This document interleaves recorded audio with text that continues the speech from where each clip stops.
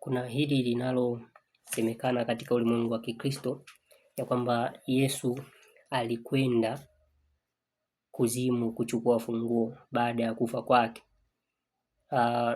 Ni kweli kicho kitendo kilifanyika, lakini si kwamba alienda physically. Sijui huko ni kuzimu kunaitwa ni wapi. Kwanza inabidi tuelewe kuzimu ni wapi. Unajua shetani kwanza yupo hapa duniani. Ndio unaona katika kitabu cha Ufunuo 12 anasema mstari wa 12 anasema hivi, ndio tuisome hapo kidogo alafu tuweze kuiweka sawa, kwa sababu katika ulimwengu wa Kikristo kuna dhana ya kwamba Yesu baada ya kufa alienda mahali, kuna sehemu panaitwa kuzimu, ambapo alikutana na shetani akamwambia leta hizo funguo za mauti, funguo za kuzimu. Lakini hiyo ni picha ambayo tunabidi leo tuweze kuijibu ili asiwepo hizi nadharia ambazo kiukweli ni kupotosha fikra.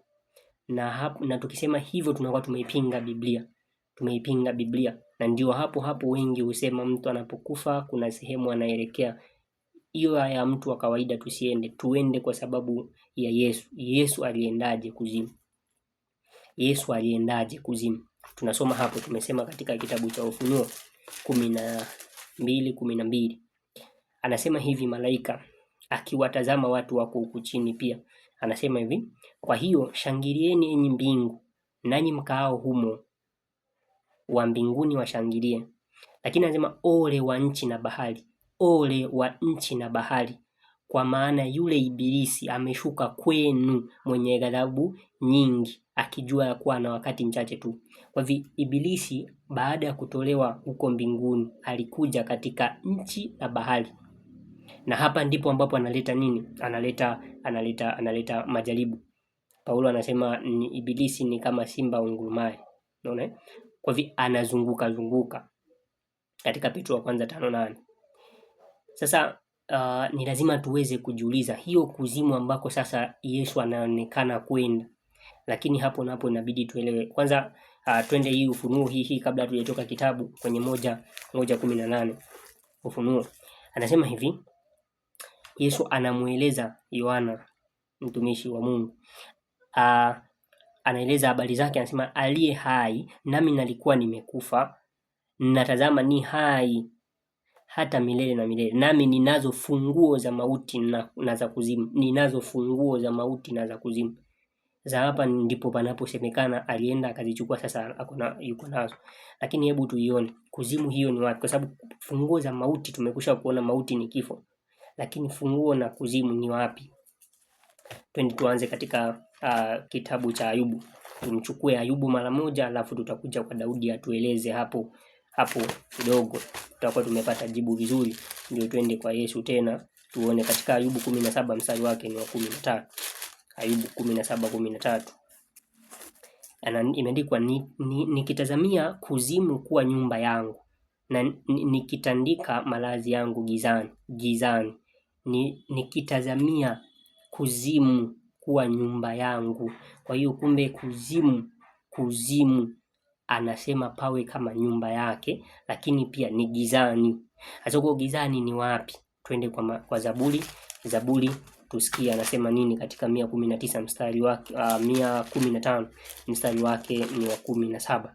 Anasema sio wafu wa msifu Bwana, wala wowote washukao kwenye kimya. Kumbe huko gizani ni kwenye kimya. Mtu anapoenda akafunikwa hapo anakaa kimya mpaka ile asubuhi ya ufufuo. Kwa hivyo huko ndiko kunaitwa kuzimu, sehemu ambapo hakuna mwanga, sehemu ambapo hakuna kelele kabisa. Utamsoma Mhubiri, Suleiman anasema katika 9:5 na 6, anaelezea katika hicho kitabu cha Mhubiri ya kwamba mtu akiwa amekufa, wale wako hai wanajua kuwa watakufa, lakini mtu aliyekufa mfu hajui neno lolote, wala hana sehemu tena katika jambo lolote linalofanyika wapi, kwa sababu machukio yake na mapenzi yake yote yameweza kupotea. Kwa hiyo kuzimu ni hapo kwenye kaburi. Kwa hiyo Yesu baada ya kuwa amepelekwa kaburini, kwanza alipelekwa akiwa amekufa. Kwa hiyo anasema nina funguo za mauti.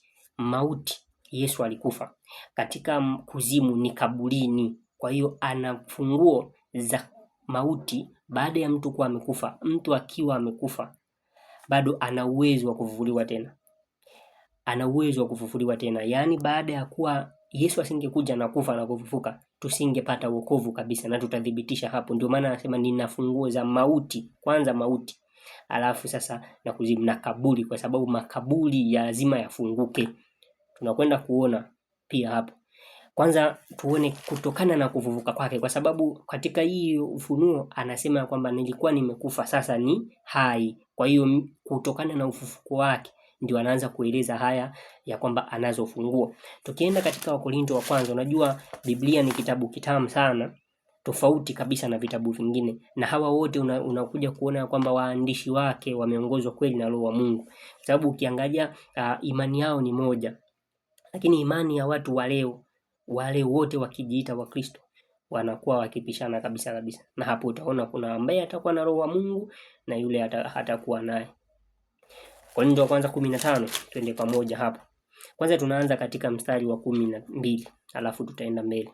Anasema basi ikiwa Kristo anahubiriwa ya kwamba amefufuka katika wafu, mbona baadhi yenu husema ya kwamba hakuna kiama ya wafu? Lakini kama hakuna kiama ya wafu, Kristo naye hakufufuka. Tena kama Kristo hakufufuka, hapo ndo kuna point sasa. Kama Kristo hakufufuka, basi kuhubiri kwetu ni bure na imani yenu ni bure, kama Yesu hakufufuka. Kwa hiyo hoja ipo kwenye kufufuka kwa Yesu. Baada ya kufufuka, kuhubiri kwetu sio bure. Tena anaendelea anasema hivi, naam, na sisi tumeonekana kuwa mashahidi wa uongo wa Mungu, kwa maana tulimshuhudia Mungu ya kuwa alimfufua Kristo ambaye hakumfufua, ikiwa wafu hawafufuliwi. Kwa hiyo wafu ni lazima wafufuliwe.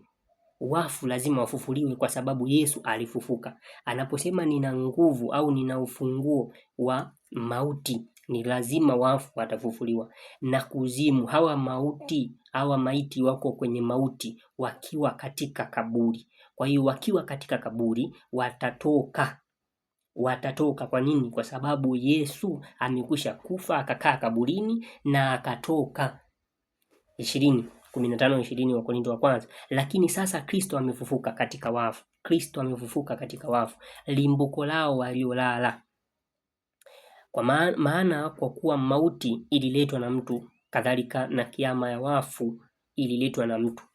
Kwa hiyo huyu mtu ambaye ni Kristo analeta kiama ya wafu kwa njia ya kifo na ufufuko wake, akiwa na ufunguo wa mauti na kuzimu. Mtu akifa leo lazima afufuke, ni kwa sababu ya Yesu. Si kwamba alienda physically. Sasa huko ni wapi ambako anaweza akaonana na shetani? Maana shetani yuko hapa katika ulimwengu huu, yuko hapa. Sasa ninaomba tuweze kuona pia sasa kitu tunachoweza kukipata pia hapa katika kitabu cha Waebrania, uone jinsi anavyoelezea hizo funguo, itakuwa vyema. Waebrania 2 mstari wake ni wa 14. Waebrania tuchukue hapo, tufuatane polepole uone. Na anasema basi kwa kuwa watoto wameshiriki damu na mwili, yeye naye vivyo hivyo alishiriki hayo, ili kwa njia ya mauti. Sasa sikiliza, ili kwa njia ya mauti amharibu yeye aliyekuwa na nguvu za mauti, yaani Ibilisi. Kwa hiyo kumbe Yesu si kwamba alienda physically na wapi. Baada yeye kufa, kile kifo chake kimeharibu nguvu za yeye aliyekuwa na nguvu za mauti. Kwa hiyo kwa njia, kama Yesu asingekufa, Ibilisi angebaki na nguvu za mauti. Kwa hiyo angekuwa bado na kibali na uwezo wa kushikilia watu wasifufuke. Lakini kwa njia ya kufa kwake ameweza kupoteza nguvu za mauti za huyu Ibilisi. Ndio unaona katika kufufuka kwake sasa wote watafufuka. Ni kweli makaburi yatafunguka. Ndio tumsikilize Yesu anavyosema sasa katika kitabu cha Yohana sura yake ni ya 5. Biblia ni kitabu ambacho kama Mungu asingetuletea hichi kitabu sielewi tungekuwa namna gani, lakini ahimidiwe yeye milele na milele. Anasema hivi, tumsikilize Yesu kidogo katika 5:28. Tunaanzia hapo 5:28 Yohana Injili.